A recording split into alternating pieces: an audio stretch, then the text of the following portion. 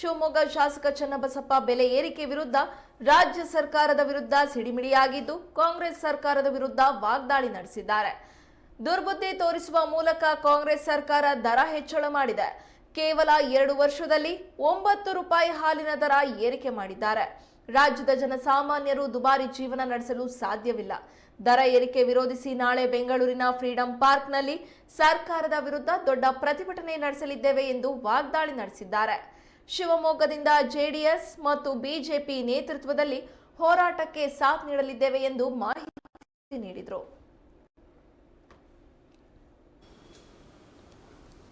ದುರ್ಬುದ್ಧಿಯನ್ನು ಮುಂದುವರಿಸುವಂತ ಒಂದು ಪ್ರಯತ್ನವನ್ನು ಮಾಡಿದೆ. ಆರಂಭದಿಂದಲೂ ಕೂಡ ಭ್ರಷ್ಟಾಚಾರಕ್ಕೆ ಹೇಳಿ ಮಾಡಿಸಿದಂಥ ಕಾಂಗ್ರೆಸ್ ಈಗ ಬೆಲೆ ಏರಿಕೆಯಲ್ಲಿ ಮಾಡೋದ್ರೊಳಗಡೆ ನಂಬರ್ 1 ಆಗಿ ಇವತ್ತು ರಾಜ್ಯಭಾರವನ್ನು ಮಾಡ್ತಾ ಇದೆ. ಕಾಂಗ್ರೆಸ್ ಸರ್ಕಾರ ಅಧಿಕಾರಕ್ಕೆ ಬಂದಾಗಲೆಲ್ಲ ಆಹಾರ ಪದಾರ್ಥಗಳು ಗಗನಕ್ಕೇರಿರುವಂಥದ್ದು ನಾವು ನೋಡ್ತೇವೆ. ಅದರಲ್ಲೂ ವಿಶೇಷವಾಗಿ ರೈತರಿಗೆ ಅಂತ ಹೇಳಿ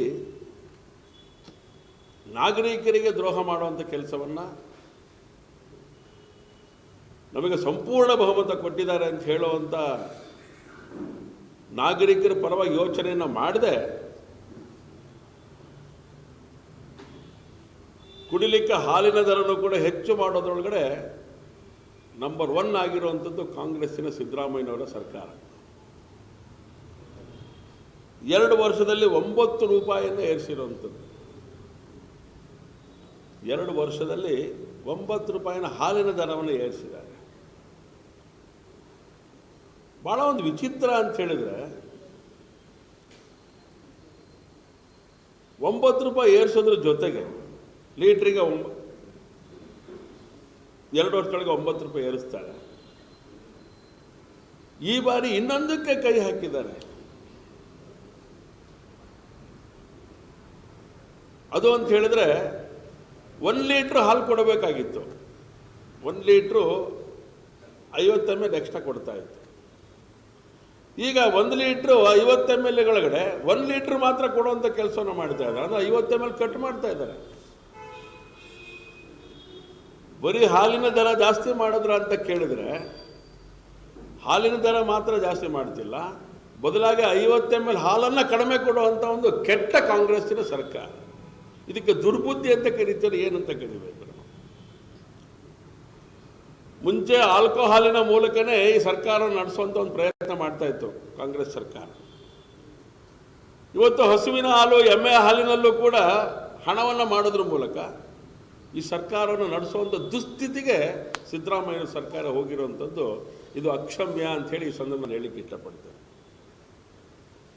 ಎಲ್ಲದರಲ್ಲೂ ದರ ಜಾಸ್ತಿ ಮಾಡ್ತಾ ಇರುವಂಥದ್ದು ಕಾಂಗ್ರೆಸ್ಸಿನ ನೀತಿ.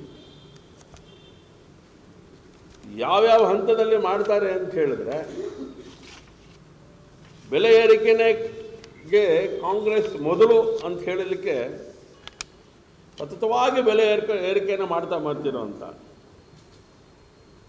ಕಾಂಗ್ರೆಸ್ ಸರ್ಕಾರದಲ್ಲಿ ಆಸ್ತಿ ನೋಂದಣಿ ಶುಲ್ಕ 600% ಹೆಚ್ಚಾಗಿದೆ. ಆಸ್ತಿ ಮಾರ್ಗದರ್ಶನದ ಮೌಲ್ಯಗಳು 30% ಜಾಸ್ತಿ ಮಾಡಿದ್ದಾರೆ. ವಾಹನ ನೋಂದಣಿ ಶುಲ್ಕ 10% ಮಾಡಿದ್ದಾರೆ. ಆಸ್ಪತ್ರೆ ಸೇವಾ ಶುಲ್ಕ, ಯಾವರಿಗೆ ಆರೋಗ್ಯವನ್ನು ಸುಲಭವಾದ ದರದಲ್ಲಿ ಕೊಡಬೇಕು, ಆರೋಗ್ಯವಂತ ಸಮಾಜ ನಿರ್ಮಾಣ ಮಾಡಬೇಕು ಅಂತ ಹೇಳುವಂಥ ಕಾಂಗ್ರೆಸ್ಸಿನ ಸರ್ಕಾರ ಇವತ್ತು ಆ ರೀತಿಯ ಸರ್ವಿಸ್ ಚಾರ್ಜಲ್ಲೂ ಕೂಡ ಹಣವನ್ನು ಮಾಡುವಂಥ ಕೆಲಸವನ್ನು ಕಾಂಗ್ರೆಸ್ಸಿನ ನೀತಿ ಇವತ್ತು ಅನುಸರಿಸ್ತಾ ಇದೆ.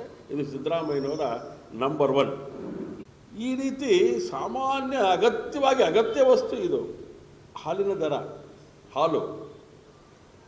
ಅದ್ರ ಬಗ್ಗೆ ಒಂಥರ ಕೇರ್ಲೆಸ್ ಆಗಿ ಯೋಚನೆ ಮಾಡ್ತಾ ಇರೋಂಥ ಒಂದು ಸಂಗತಿ.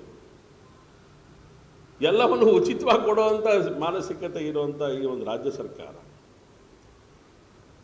ಅಲ್ಲಿ ಜಾಸ್ತಿ ಮಾಡಿಲ್ವಾ, ಇಲ್ಲಿ ಜಾಸ್ತಿ ಮಾಡಿಲ್ವಾ ಅಂತ ಹೇಳ್ತಾ ನಿಮಗೆ ಏನು ಜಾಸ್ತಿ ಮಾಡಬೇಡಿ ಅಂತ ಹೇಳಿ ನಿಮಗೆ 136 ಸೀಟ್ ಕೊಟ್ಟಿರೋದು.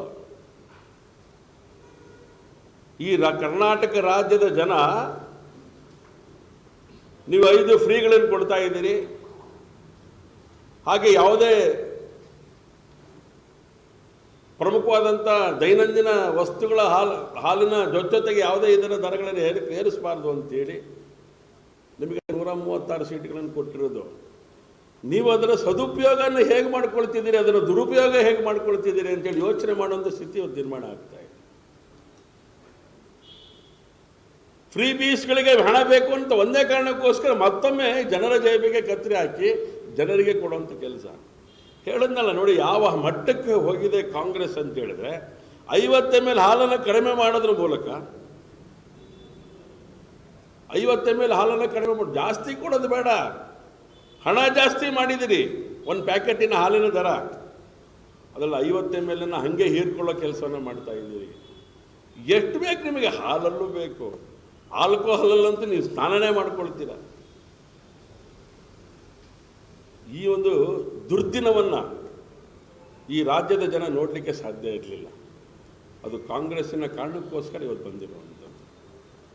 ಹಾಗಾಗಿ ಭಾರತೀಯ ಜನತಾ ಪಾರ್ಟಿ ಯೋಚನೆ ಮಾಡಿದೆ, ನಾಗರಿಕರ ಪರವಾದಂಥ ಹೋರಾಟವನ್ನು, ಬೆಲೆ ಏರಿಕೆ ವಿರುದ್ಧದ ಹೋರಾಟವನ್ನು ಅತ್ಯಂತ ವ್ಯವಸ್ಥಿತವಾಗಿ ಇದನ್ನು ಪ್ರತಿಭಟಿಸಬೇಕು ಅಂತೇಳಿ ಯೋಚನೆಯನ್ನು ಮಾಡಿ ಅಹೋರಾತ್ರಿ ಧರಣಿಯನ್ನು ನಾವು ಬೆಂಗಳೂರಿನಲ್ಲಿ ಮಾಡ್ತಾ ಇದ್ದೇವೆ. ಅಹೋರಾತ್ರಿ ಧರಣಿಗೆ ಶಿವಮೊಗ್ಗ ನಗರದಿಂದ, ಶಿವಮೊಗ್ಗ ಜಿಲ್ಲೆಯಿಂದ